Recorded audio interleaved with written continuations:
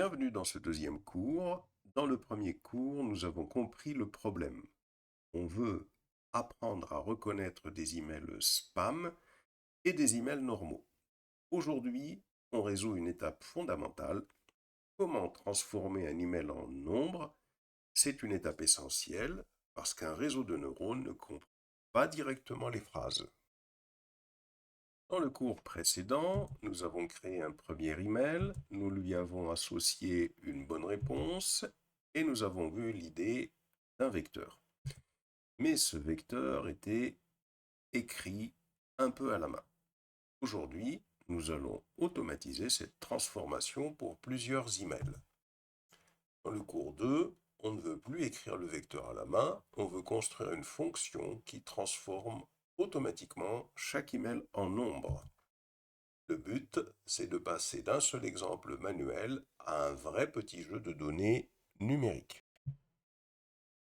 Pour nous, une phrase comme Bonjour, le rapport est prêt a du sens. Mais pour un réseau de neurones, ce texte brut n'est pas directement utilisable. Le modèle attend des nombres. Avant même de parler de neurones, il faut donc représenter les données sous forme numérique. On pose maintenant quelques mots importants. Une donnée, c'est un exemple complet. Par exemple, un email avec sa réponse. Une feature, c'est une information que l'on mesure. Par exemple, la présence du mot gratuit. Un vecteur est une liste de nombres. Le label est la bonne réponse. X contiendra toutes les entrées numériques et Y contiendra toutes les réponses attendues. Donc, X, ce serait par exemple tous les emails transformés en nombres, tandis que Y, ce sera toutes les bonnes réponses, à savoir est-ce qu'il s'agit d'un spam ou est-ce qu'il s'agit d'un email normal. Ces mots reviendront tout au long de la formation. Pour commencer simplement, nous allons observer seulement quelques mots-clés. On va obtenir, dans notre cas, 4 nombres avec le mot-clé gratuit, gagné, bonjour et rapport. Si un mot est présent dans l'email, on mettra 1. S'il est absent, on mettra 0. Ce n'est pas encore une méthode parfaite, mais elle est très claire pour comprendre le principe. Prenons un email qui ressemble à un spam. Félicitations, vous avez gagné un cadeau gratuit. Le mot gratuit est présent, donc la première case vaut 1. Le mot gagné est présent, donc la deuxième case vaut 1. Les mots bonjour et rapport sont absents, donc les deux dernières cases valent 0. On obtient le vecteur 1, 1, 0, 0. Le vecteur garde seulement ce que nous avons décidé d'observer. Et ce principe est exactement le même, quel que soit ce que l'on a à étudier dans le monde réel, que ce soit des images, que ce soit des vidéos, que ce soit du son, etc., etc. C'est la base d'absolument tout ce qui va permettre de pouvoir utiliser des réseaux de neurones. Prenons maintenant un email normal. Bonjour, le rapport est prêt. Gratuit et gagné sont absents. Bonjour et rapport sont présents. On obtient donc le vecteur 0, 0, 1, 1. Le format est toujours le même, 4 mots-clés, donc 4 nombres. Donc c'est exactement le même format de sortie. Un seul email ne suffit pas pour apprendre. On va donc transformer tous nos emails en vecteurs. Tous ces vecteurs formeront la matrice X. À côté, nous garderons les bonnes réponses dans une matrice Y.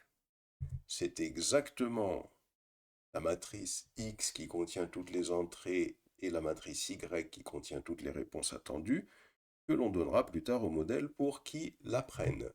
Le modèle apprendra à partir de X et Y.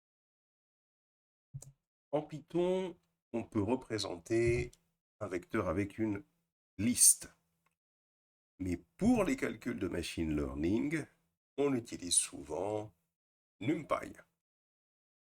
NumPy permet de manipuler facilement des tableaux de nombres, de vérifier leurs dimensions et de faire des calculs plus rapidement. Donc NumPy ne rend pas l'IA magique, il rend simplement les calculs sur des nombres bien plus pratiques. Nous allons créer le jeu de données. Dans notre code, on va d'abord importer NumPy, puis on va créer notre jeu de données. Chaque ligne, comme on le voit ici, contient un email et son label. Le label vaut 1 pour spam et 0 pour normal. Pour l'instant, nous ne cherchons pas encore à prédire, nous préparons simplement les données. On va passer sur Google Colab pour pouvoir coder cela. On est sur Google Colab et ce qu'on va faire, on va se mettre à la fin de cette première cellule et là, on va créer une cellule. Dans cette cellule, la première des choses que nous allons faire, on va d'abord importer la librairie NumPy que l'on va utiliser dans notre code avec le mot, l'alias NP. On va définir notre tableau d'email, comme on l'a expliqué. On va en définir 6 avec le message qui constitue la features et le fait que ce soit un spam ou pas qui va constituer le label. Ah, donc ça va nous permettre d'avoir nos données en entrée. Voilà, donc là, nous avons créé notre tableau. On peut exécuter, ça va tout simplement initialiser email avec l'ensemble de ces données. Nous retournons sur notre PowerPoint. Nous allons maintenant définir les mots-clés que notre mini-modèle va observer. L'ordre est important, gratuit et correspondra à la première case du vecteur. Ensuite, gagné correspondra à la deuxième case. Bonjour à la troisième et rapport à la quatrième.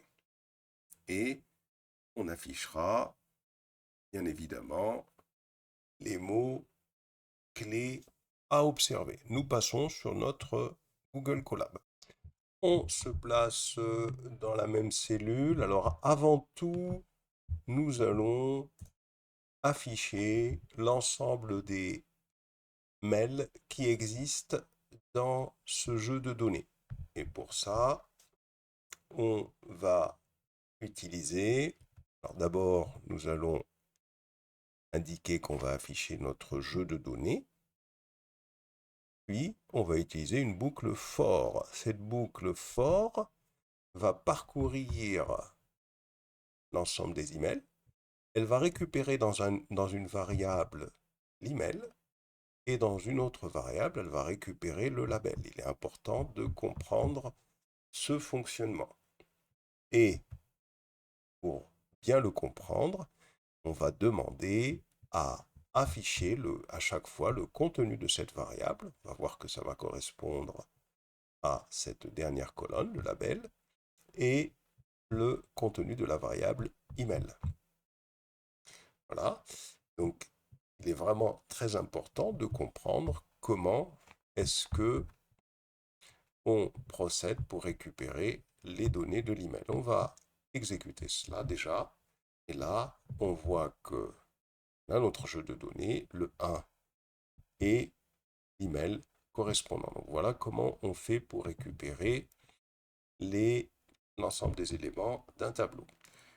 Ensuite, maintenant, il va falloir définir les mots-clés sur lesquels nous allons travailler et on va afficher l'ensemble de ces mots-clés.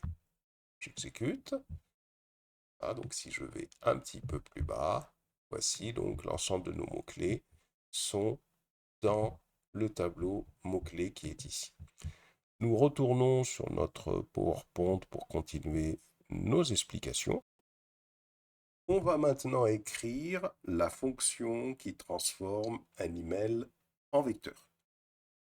Cette fonction, nous allons l'appeler email vers vecteur et elle prend pour paramètre un email. Première des choses, on passe cet email, on le passe en minuscule dans une variable email pour éviter les problèmes de majuscules. On définit un tableau à vide et pour chaque mot-clé contenu dans le vecteur mot-clé qu'on a défini plus haut, on vérifie si ce mot est présent dans l'email. S'il est présent, alors dans ce vecteur, on va ajouter 1. Sinon, dans ce vecteur, on va ajouter 0 et on va retourner ce vecteur pour pouvoir le traiter dans un programme principal. Alors, cette fonction va toujours appliquer la même règle, présent égale 1, absent égale 0. Pourquoi une fonction? C'est pour traiter tous les emails de la même manière. Nous allons passer sur le code pour pouvoir coder cette fonction. Nous voici de retour dans notre notebook.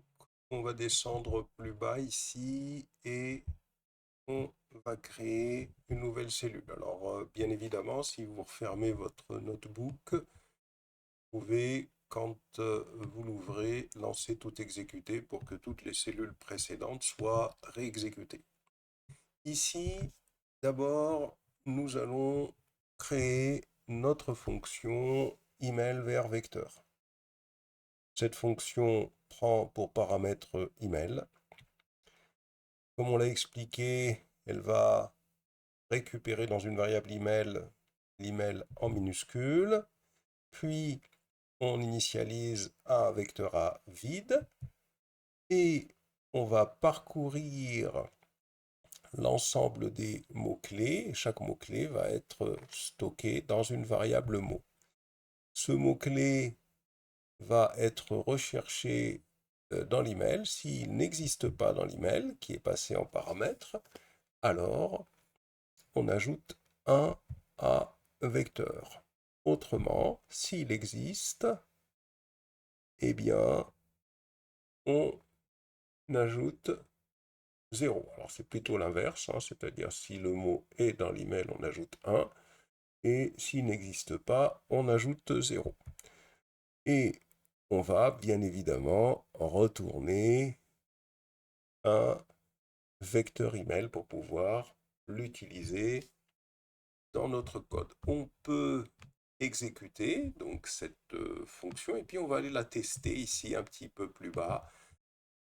On va définir ici donc un premier email qui va être un spam qui va contenir les mots-clés gagnés et gratuits et on va définir un email normal qui lui va contenir les mots-clés, en particulier rapport. Ensuite, on va afficher donc un message transformation d'un spam et nous allons tout simplement appliquer l'email qui est un spam. Donc on va l'afficher avec un print et on va afficher également le résultat de la fonction email vers vecteur appliqué à email spam. Et on va faire exactement la même chose. D'abord, on saute une ligne, bien sûr, et on va transformer email normal. Et pour ça, donc, on va d'abord afficher cet email normal et on va demander à appliquer la fonction sur cet email normal. Donc, avant d'exécuter cette fonction, d'abord revenir sur ici la fonction email vers vecteur et ici retourner plutôt vecteur. C'est pas vecteur email qu'il faut retourner puisque c'est vecteur qu'on a défini et c'est lui qui va contenir ici le vecteur qu'il va falloir donc retourner. Je sauvegarde et là je peux redescendre ici et exécuter donc ce bout de code. Et là, effectivement, on constate que dans l'email félicitations, vous avez gagné un cadeau gratuit. On a bien gratuit et en position 1 qui existe. On a bien également le mot, c'est tout ce qu'on a ici. Hein. Vous avez gagné un cadeau gratuit, donc on a bien 1, 0, 0, 0. Ici, dans cet autre email, bonjour, le rapport est prêt. On a bien le mot-clé bonjour qui existe, donc qui apparaît ici. Donc 0 c'est pour gratuit, 0 c'est pour gagner et 1 c'est pour bonjour. Et on a également rapport qui existe dans l'email qui apparaît ici également. Voilà pour cet exemple où on a utilisé notre fonction définie plus haut pour comprendre comment elle fonctionne. Elle prend un email et il nous renvoie un vecteur qui va, en fin de compte, indiquer quels sont les mots-clés qui existent. Et ce vecteur, c'est un vecteur qui va tout simplement, chaque fois qu'on aura trouvé un mot-clé, avoir la valeur, la position où existe ce mot-clé qui va être défini sur 1. On va retourner sur notre PowerPoint pour pouvoir continuer nos explications.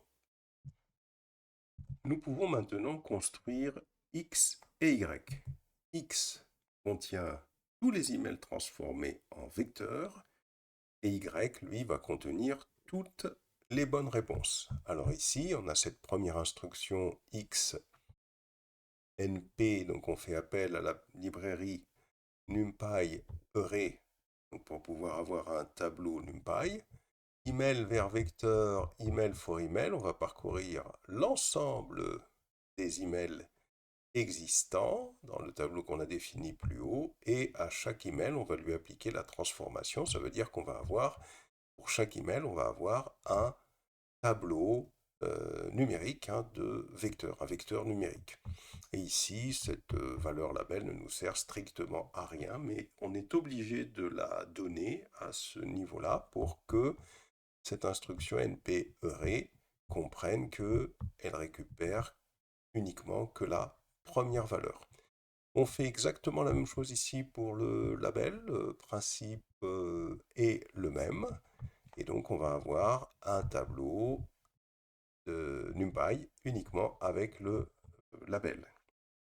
Ensuite, une fois qu'on a ces deux tableaux, X et Y, il y a une chose qui est importante, c'est que bien évidemment ici on va les imprimer pour savoir quelle est leur forme, mais la chape de X et la chape de Y sont des éléments très importants qui vont tout simplement indiquer le nombre de colonnes et le nombre de lignes que contient X. Ça permet d'avoir la forme de la matrice. Et même chose ici pour le Y. Donc, on devrait obtenir X shape égale à 6, 4 avec 6 emails et 4 mots-clés. et on devrait obtenir y chap qui est égal à 6, tout simplement, ce que il va y avoir que 6 réponses. Là, il s'agit uniquement d'un vecteur à une dimension. On va passer sur notre Colab pour pouvoir coder cela. Dans notre Colab, on crée une nouvelle cellule et on se positionne sur cette nouvelle cellule. D'abord, nous allons créer le vecteur X, donc le tableau NumPy, comme on l'avait expliqué, qui va être constitué des emails. Et puis, nous allons créer notre tableau Y qui va être constitué des labels. On va ensuite afficher la matrice X pour voir sa forme et on va afficher également la shape pour voir que la forme respecte bien ce que nous recherchons. On saute une ligne, on va faire exactement la même chose pour Y, on va imprimer Y et puis on va imprimer la chape de Y. Voilà. On va exécuter cette cellule et on obtient la matrice de X avec les vecteurs associés aux emails. On peut d'ailleurs aller contrôler tout ça. Il suffit de récupérer cette liste email. Je fais un CTRL C et puis je vais mettre ça, tiens, ici en dessous, sans exécuter, juste pour pouvoir comparer. Je peux aller récupérer la liste des mots-clés un petit peu plus haut ici, voilà, sur la première cellule. Je récupère cette liste de mots-clés, voilà, pour que je puisse faire ma petite comparaison tranquillement ici, sans exécuter cette cellule. Alors, si je regarde le premier email, gagner, donc on a bien gagné, existe ici, et gratuit. Gratuit, dans le premier email, est en première position, donc il note 1 ici. Gagné ici est en deuxième position, il me note 1 ici, 0, 0 pour bonjour et rapport qui n'existe pas dans le premier email. Et ainsi de suite, si j'observe par exemple celui-là, ici nous avons bonjour, bonjour étant une de troisième position, c'est bien ce que j'ai ici, une de troisième position dans le deuxième vecteur qui est ici. Donc on a bien ici un tableau qui va nous permettre de représenter numériquement le problème que l'on cherche à solutionner, savoir qu'il nous permet d'indiquer dans chacun de ces emails si les mots-clés qu'il y a ici constituent la base de notre raisonnement pour pouvoir classifier un email en spam ou pas, eh bien, on a cette transformation des différents emails qui est ici en valeur numérique. C'est vraiment très important de comprendre que ce principe, c'est le principe qu'on applique à absolument toute donnée, que ce soit une vidéo, que ce soit une image, que ce soit du son, etc. Il faut exprimer ces grandeurs en valeur numérique. Ici, on a la shape. Savoir que la shape, ça veut dire que c'est la forme de la matrice. On a 1, 2, 3, 4, 5, 6 lignes. C'est bien ce qui est indiqué ici. Et on a 4 colonnes. 1, 2, 3, 4 colonnes. Et là, c'est exactement le même principe. Alors, le vecteur qui est ici représente tout simplement les données de la colonne label. Pour le premier email, on a un 1 qui est ici. On a un 0 pour le deuxième email qui est ici, le 1 qui est ici, etc. Donc ce vecteur représente en fin de compte, le fait que cet email soit un spam ou pas. Alors, c'est très important de comprendre un petit peu ce qu'on fait ici, c'est-à-dire qu'on représente sous forme matricielle les features de de nos correspondant donc à notre problème. Hein. Les features sont là, voilà, les variables, on va dire, d'entrée. Et ici, nous avons les variables de sortie. Alors, quel est l'objectif de tout ça? C'est que quand on va faire passer ça dans notre réseau de neurones, notre réseau de neurones va nous donner une prédiction par rapport au fait que ce soit un spam ou pas. Et cette prédiction, on va la comparer avec les vrais résultats. Et ça nous permettra de comprendre si notre réseau de neurones prédit correctement ou pas. Et ensuite, on pourra appliquer ce réseau de neurones à de nouvelles valeurs. Voilà pour cette vidéo. Nous revenons sur notre PowerPoint pour continuer nos explications. On va maintenant tester notre fonction sur un email qui mélange des indices, c'est-à-dire qu'on va créer un nouvel email dans lequel il y aura bonjour et gratuit. Bonjour, c'est pas un spam, et gratuit, il s'agit d'un spam. Et ensuite, bien évidemment, on lui appliquera la fonction de conversion de ce nouvel email et on va imprimer le nouvel email et on va imprimer le vecteur de test.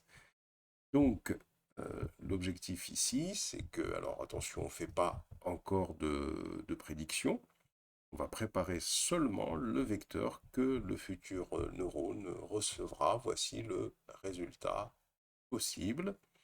On passe sur notre collab. On crée une nouvelle cellule et dans cette cellule, donc la première des choses, nous allons définir, comme on l'a expliqué, ce nouvel email. Bonjour, voici le rapport gratuit qui va mélanger les deux types de mots-clés.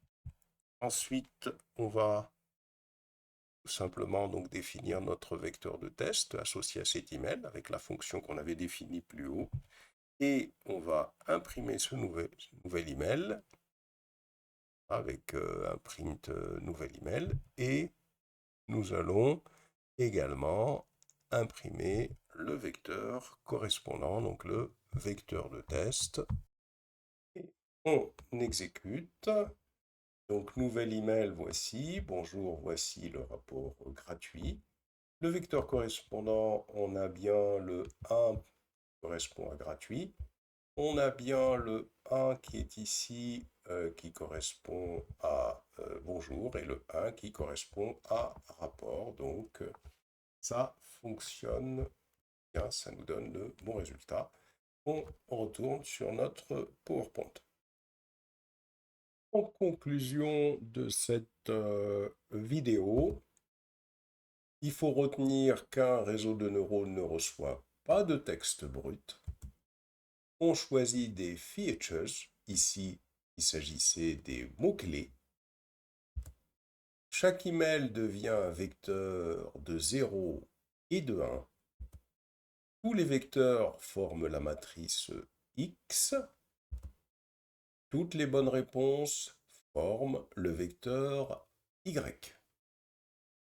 Prochaine étape, on va voir comment utiliser X pour faire calculer un premier neurone. Et il faut vraiment retenir cette phrase finale. Transformer les données en nombres, c'est la porte d'entrée de toute IA. C'est vraiment fondamental à retenir.